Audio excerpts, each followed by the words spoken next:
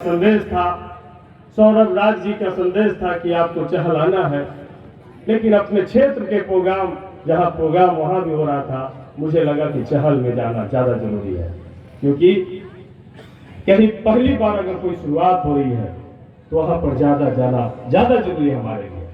इसलिए हम यहाँ पर चल करके आए हैं। हम एक बात पूछना चाहते हैं कि बाबा साहब ने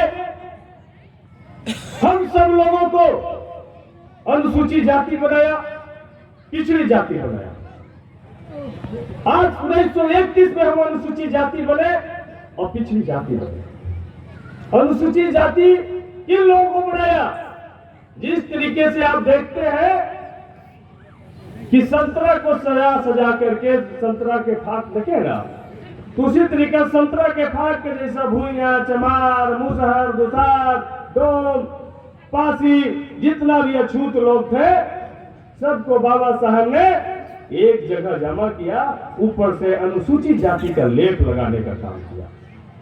लेकिन आज आजादी के लगभग 75 साल बाद और जातीय जनगणना के लगभग 90-93 साल बाद, जब उस संतरा को छिलका को हटाते हैं तो अंदर से एक भी अनुसूचित जाति नहीं निकलता है। अंदर से भूया निकलता है, चमार निकलता है, दुसार निकलता है, डोम निकलता है। जब तक आप अनुसूचित जाति नहीं बनिएगा तब तक आप गुलाम बने रहिएगा। यही बात पिछड़ी जाति के साथ है कि बाबा साहब ने पिछड़ी जाति को एक जगह इकट्ठा किया कि तुम पिछड़े हो, बैकवर्ड हो, तुम्हारे विकास में बैकग्राउंड लगा, तुम आगे नहीं बढ़ सकते हो, इसलिए तुम एक हो जाओ। भारत में 6743 जातियां हैं, जिसमें सबसे ज्यादा पिछड़ी जाति की आबादी है। आप एक हो जाओ। और उन्होंने संतरा के फाग के जैसा यादव जी, कोयरी जी, कुर्मी जी, लोहार जी, ठठेरा जी, बनिया जी, सोनार जी, अग्रवाल जी, सबको इकट्ठा करके पिछड़ी जाति बनाने का काम किया।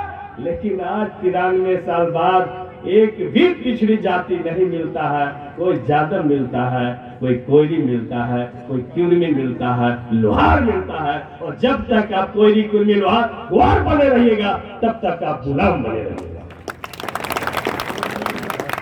इसलिए बाबा साहब की दुनिया में सबसे ज्यादा संविधान की चर्चा होती है, लेकिन बाबा साहब ने जो सबसे अच्छा किताब लिखा, जो सबसे अच्छा लेख लिखा, वो है बाबा साहब को जिसको प्रकाशित नहीं होने दिया गया, वो है इनवेशन ऑफ कास्ट, जाति का विनाश।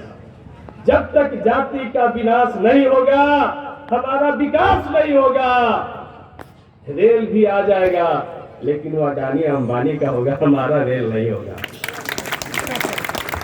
डैम भी आ जाएगा, वो भी डैम का ठेका कोई और ले लेगा, हमारा डैम नहीं होगा, मलगुजारी कोई और तय कर लेगा करके।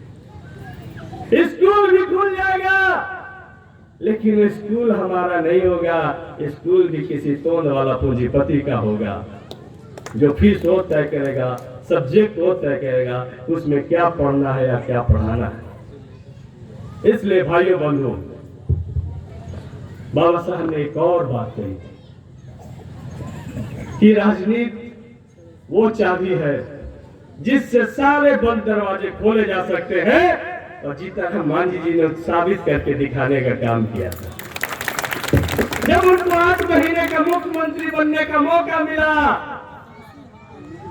तो प्रमोशन में आरक्षण से लेके पोस्ट मैट्रिक छात्रवृत्ति, ये तमाम चीजें जब लागू हुआ तो हमारे बच्चे तेजी से इंजीनियरिंग, मेडिकल और MBA, BBM तमाम सब्जेक्ट का कोर्स करना चालू कर दिए थे, क्योंकि राजनीति के टॉप पे पहुंचे थे। इस दर्द को महसूस किया था कि किस तरीके से हमारे पिताजी चूहा पकड़ करके हमको पढ़ाने का काम किए थे। आज कम से कम चूहा पकड़ने वाला, तार चढ़ने वाला, ढोलक बजाने वाला, जूता सीने वाला का बाल बच्चा पढ़ाई से वंचित नहीं हो, इसलिए पोस्ट मैट्रिक छात्रवृत्ति की शुरुआत की गई थी।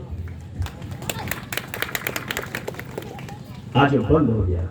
हम सरकार में है, रंजीत भाई भी जैसे बोल रहे थे, जैसे विपक्ष में, हम सरकार में, हम सरकार है और हम बहुजनों के लिए कोई भी निर्णय लेने में पीछे नहीं हटेंगे, ये हम आपको साबित करना चाहते हैं। आने दीजिए, अभी मानसून सब चालू होगा। सरकार में रह के भी जरूरत पड़ा तो हम बहुजनों की आवाज को उठाएंगे, मांझी जी आवाज को उठाएंगे, सरजीत भैया आवाज को उठाते रहते हैं और रंजीत भाई हमेशा आवाज उठाते रहते हैं। तो इसलिए साथी, आज हम गुलाम हैं। हम आज भी इंदिरा आवास के लिए लाइन में लगे हैं, नाली के लिए लाइन में लगे हैं, एक बल्ब के लिए लाइन में लगे हैं। उसका सबसे बड़ा जो दंश है वो है जातीय व्यवस्था, और जातीय व्यवस्था के साथ साथ धर्म सबसे बड़ा आड़ है। आज जो भारत के प्रधानमंत्री हैं, उनको गंगा मैया ने बुलाया था, उनको गंगा मैया बुलाया था, उनको तो दिल्ली का गद्दी बुला रहा था और गंगा मैया के बहाना से वोट लेना था। 15 लाख रुपया आपके खाता में देना था, 2 करोड़ लोगों को रोजगार देना था। उनको तो सबका रोजगार छीन करके अडानी अंबानी को अमीर बनाना था। तो आर किसका लिया उन्होंने? धर्म का भभूत लगाया, गंगा मैया बुलाया, राम मंदिर बनना चाहिए कि नहीं बनना चाहिए, ये सबसे क्रिया और कसम दिलवाया। राम मंदिर तो बन गया भैया, कि पीजी डिप्लोमा करके नौकरी मिला तो भारत के शूद्रों, भारत के बहुजनों, राम मंदिर बन गया है। आपको एक नौकरी इंतजार कर रहा है, कटोरा लेके उसके सामने बैठ जाना और तुम्हारे लिए उसको कोई जगह नहीं है। सतीश भैया जिंदाबाद। अभी एक हनुमान बन के घूम रहे हैं, उनसे हम पूछना चाहते हैं कि राम मंदिर भी बनाने में यही पत्थर कट्टी का कोई चमार मूर्ति बनाया होगा? राम मंदिर का ईटा यही कोई मांझी, कोई डोम, कोई भूइया, कोई दुसार, कोई अहीर, कोई गवार भट्ठा पे ईटा पाना होगा, जो ईटा वहां गया होगा। उस राम मंदिर में जो राज मिस्त्री भी होगा, हमनिए के बीच के कोई ना कोई होगा। उस राम मंदिर का घंटी वो भी कोई ना कोई ठठेरे बनाया होगा भैया, कि मोदी जी भी बने हैं। जो शंखवा बजेगा वो भी कोई मछुआरा गोता लगा के समुद्र से निकाला होगा, वही शंख वहां बजेगा। जो चौखट और केवाड़ी उसमें लगेगा, वो भी कोई हमारे बीच का जो बड़ी मिस्त्री है वही बनाने का काम करेंगे। लेकिन जब सब कुछ हो जाएगा, जब मिट्टी में प्राण डालता, पत्थर में प्राण डालता, वो अगर प्राण वाला मंत्र पढ़ दिया, उस समय से आप राम मंदिर में नहीं जा सकते। जब राष्ट्रपति नहीं गया था, आप चल जाइएगा।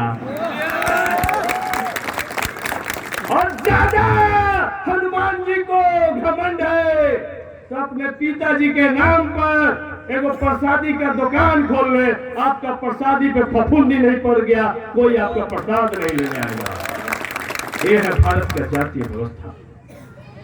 इन तमाम चीजों को समझना होगा साथियों। नहीं समझिएगा तो हम सब गुलाम हैं। हम बाबा साहब को नहीं जानते, इसीलिए हमारे बच्चे नौकरी में नहीं गए हैं। लेकिन बाबा धाम को तो आप जानते हैं ना। तो बाबा साहब कुछ गलती की होगी तो बाबा धाम को तो पूरा कर देना चाहिए था। लेकिन सदियों से हमारे लोग कांवर लेकर के दौड़ दौड़ के जाते रहे, तो चपरासी बनने का काम नहीं हुआ। लेकिन जब बाबा साहब ने आपके हाथ से कांवर फेंकवा करके कलम थमाने का काम किया, तो चपरासी से लेकर के राष्ट्रपति तक के बनने का काम हुआ।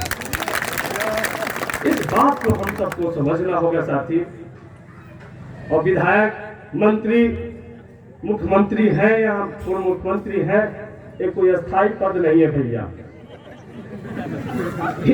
3 साल बाद 2 साल खत्म हो गए, 3 साल बाद रहवा कि ना रहवा कोई न जाना हो। लेकिन विचारधारा की जो लड़ाई है अगर विचारधारा के साथ रहिएगा तो ललई सिंह यादव जैसा सब दिन जिंदा रहिएगा। विचारधारा के साथ रहिएगा तो दशरथ मांझी जैसा जिंदा रहिएगा। विचारधारा के साथ रहिएगा तो गौतम बुद्ध जैसा सब दिन विश्व में चमकते रहिएगा। इसलिए हम कहना चाहते हैं, हमारे गार्जियन बैठे हैं, मंत्री बैठे हैं, उनकी बात को भी हम सब लोग को सुनना है, लेकिन हम सब लोग आज एक ही संकल्प लें कि आपको मोटरसाइकिल बेच करके भी अपने बच्चे को सही विद्यालय में नामांकन कराना पड़े तो मोटरसाइकिल को बेच दीजिए। आपका बेटा अगर पढ़ लिख गया तो फॉर्च्यूनर ले देगा।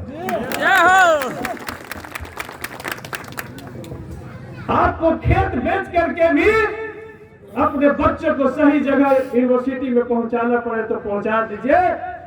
यदि वो सही कामयाब हो गया तो दिल्ली के कनाट प्लेस पर अपार्टमेंट आपको ले देगा। इसलिए धन संपत्ति गरीबों के लिए सबसे बड़ा है शिक्षा। इस शिक्षा को जितना भी महंगा हो जाए उसको हासिल करने का प्रयास हमको करना चाहिए और पूंजी